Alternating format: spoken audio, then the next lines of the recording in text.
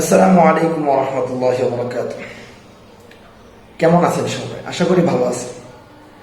এই কয়েকদিন আগে ব্রাদার রাহুল এবং আলী হাসান ওসামা সাহেবের মধ্যে একটা বিষয় নিয়ে বিতর্ক হয়েছিল।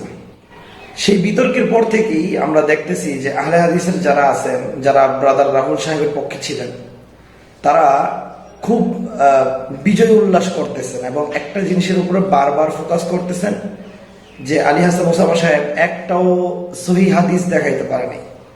মানে তাদের অবস্থাটা এমন যে সহি হাদিস দেখাইতে পারলেই সেটা আমলযোগ্য হয়ে যাবে, গ্রহণযোগ্য হয়ে যাবে। আর সহি হাদিস ছাড়া যাই দেখাক, যত হাদিসই দেখাক, সব বাতিল হিসেবে গণ্য হবে। স্বাভাবিকভাবেই যেহেতু তাদের উসুল হাদিস সম্পর্কে বা হাদিসের মূলনীতি সম্পর্কে তাদের কোনো এরকম বিস্তারিত ভালো ধারণা নাই, সুতরাং তাদের এরকম ভুল হওয়াটা খুবই স্বাভাবিক। তাদের এই অবস্থাটা এক উদাহরণ দিয়ে যদি আমরা বোঝাতে চাই, তাহলে সেই উদাহরণটা হলো, ধরেন আলী হাসান ওসামা আর ব্রাদার রাহুলের মধ্যে বিতর্ক হয়েছে, ধরেন এই বিষয় নিয়ে যে উটের মুত খাওয়া, উটের প্রসাব খাওয়াটা মৌলিকভাবে জায়েজ কি না জায়েজ, উটের পেশাব খাওয়াটা বৈধ কি বৈধ না। এখন ব্রাদার রাহুল সাহেব মনে করেন উটের প্রসাব খাওয়ার পক্ষে। তিনি সহিহ হাদিস দেখায় দিলেন যে আল্লাহ রাসূল কিছু সাহাবীকে উটের মুত খাওয়ার কথা বলছিলেন, নিজে আদেশ করছিলেন উটের প্রসাব খাওয়ার জন্য। আর আলী হাসান ওসামা সাহেব অন্যান্য হাদিস দিয়ে এটা প্রমাণ করেছেন যে উটের পেশাব শুধু না, বরং প্রত্যেকটা পেশাব, সকল প্রাণীর পেশাবই হারাম। এখন উটের পেশাব খাওয়ার পক্ষে সহিহ হাদিস আছে, কিন্তু উটের পেশাব খাওয়া যাবে না, উটের পেশাব নাপাক, এরকম স্পষ্ট শব্দে কোনো সহিহ হাদিস নাই।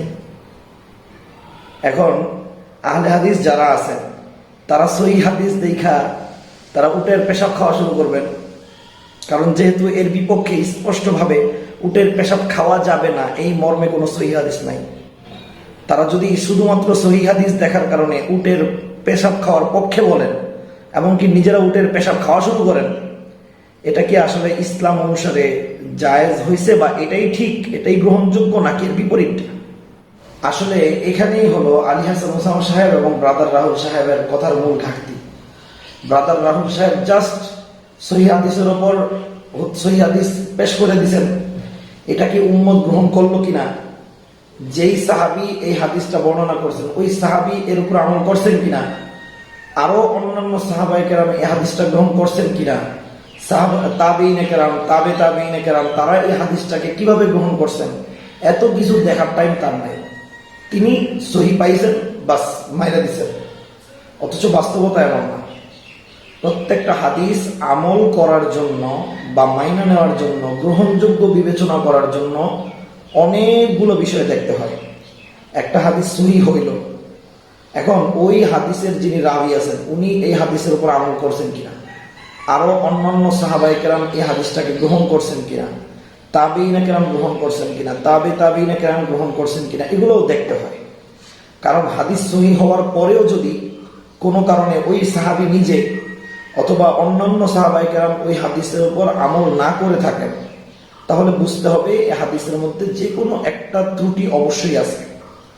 যদিও সেটা বাহ্যিকভাবে বিচার করতে গেলে সেটা সহিহ হিসেবে গণ্য হয়, কিন্তু তার মধ্যে কিছু একটা আছে বইলাই অন্যান্য সকল সাহাবীরা এর উপর আমল করেন নাই।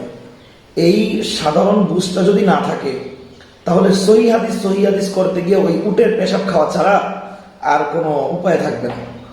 এই জন্য আগে কথা বুঝতে শিখুন, হাদিসের মূল পরিভাষাগুলো সম্পর্কে জানেন, যে কি কি অবস্থায় শুধুমাত্র সহিহ হইলেই হয় না, কি আরো কি কি অবস্থায় হাদিসগুলো গ্রহণযোগ্য হয়, কোন সময় সহিহ হাদিসও মাঝে মাঝে পরিত্যাগ করা লাগে, এই বিষয়গুলো জানেন।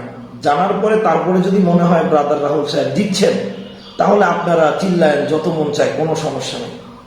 আসসালামু আলাইকুম ওয়া রাহমাতুল্লাহি ওয়া বারাকাতুহু।